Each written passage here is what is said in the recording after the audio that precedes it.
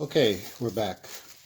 In this video, I'm going to introduce the final project, talk about that, and how we're going to approach it. The final project for us will be to create a painting, a still life painting, block it in, create an underpainting, Grisaille underpainting, and then add color. This is a very traditional technique that the old masters, Dutch painters, used. It's based on what's called the Flemish technique.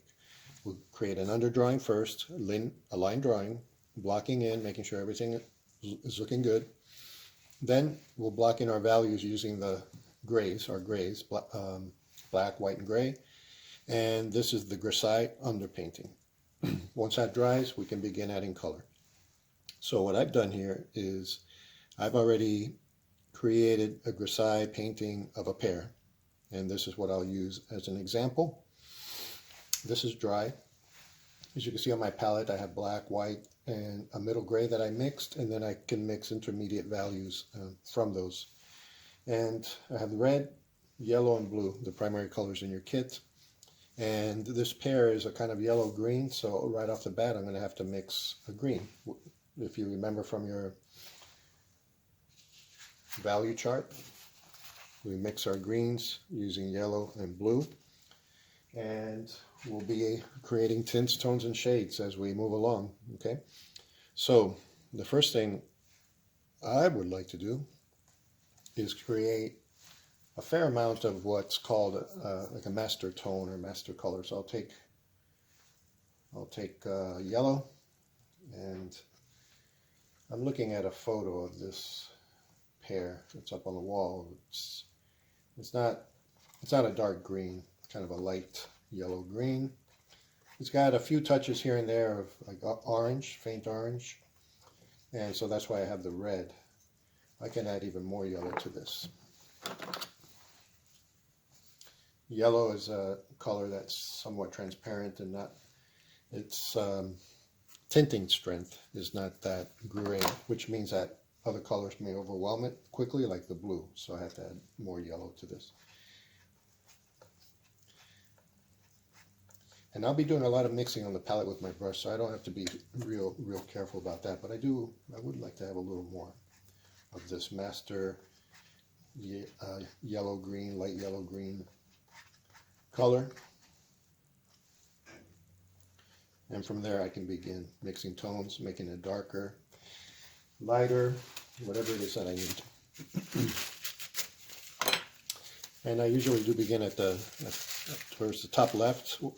This is something that I'm used to from drawing. I'm right-handed, so I start at the left, top left or bottom left, doesn't matter, but on the left-hand side and work my way to the right.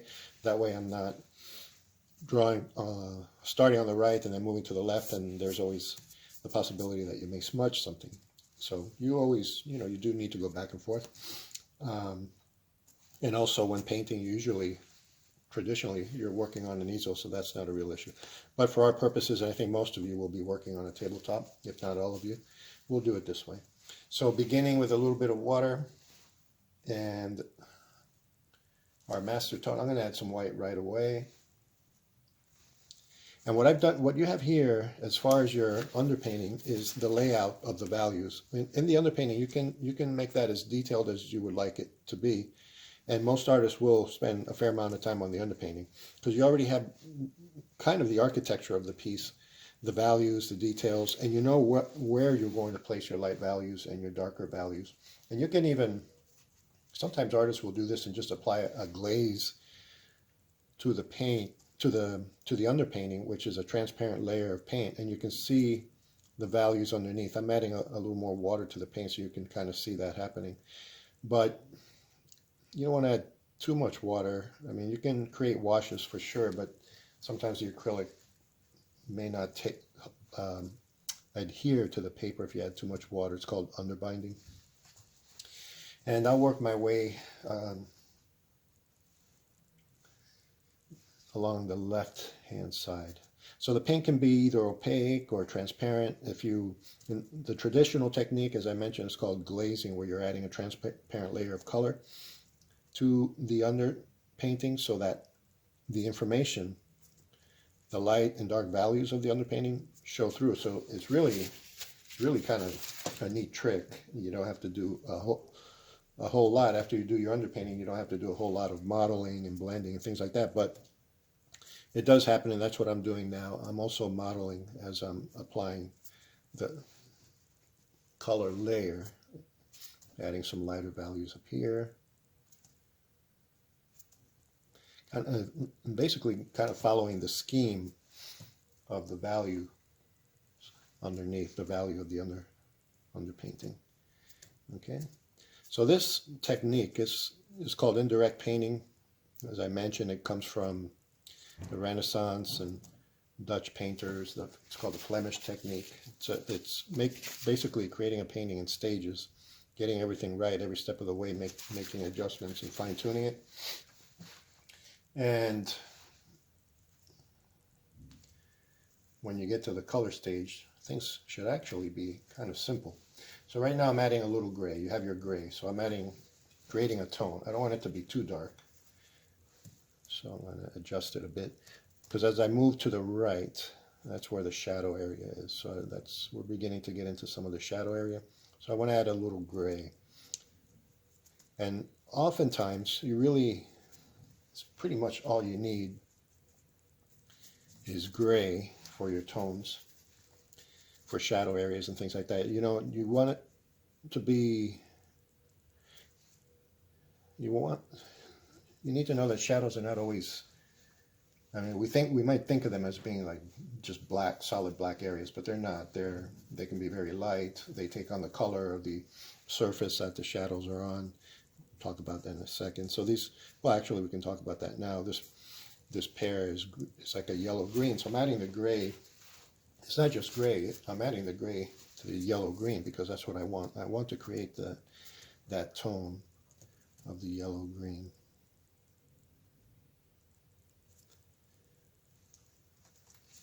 There's a light area down there. It's kind of interesting. Grab a little bit of that light paint, some reflected light in a light area. So factor that in. When you're blending, there are different techniques. You can blend, of course, just straight up blend the paint as I showed you in that blending exercise when we did the Grisaille painting. Left to right, left to right. But you can also go back in when the paint is dry and kind of crosshatch a little bit. For example, might go in here, just create some little areas. Paint's not quite dry yet, but you can crosshatch and you can mess around with techniques for blending and creating values. Let's get a little more of that gray going. And some of this darker green that was the original green, I might even add a little blue and a little red actually. And start blending and filling in that right hand side, which is for the most part the shadow area. There's some, the light areas here and there, and we'll work on that.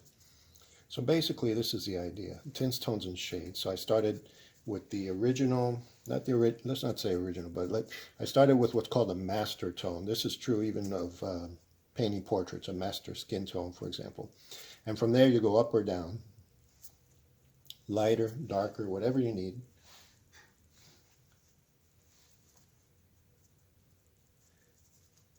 And here I'm employing, this is color theory, something we talked about in our color presentation. This is green, and I'm adding a little red. Remember that complementary colors, those are complementary colors. They tend to neutralize each other. So that's another way of creating a tone, toning things down a bit and getting what you need. Acrylic dries fast. They make a medium called retarder medium for acrylic, and for this kind of painting it would be ideal.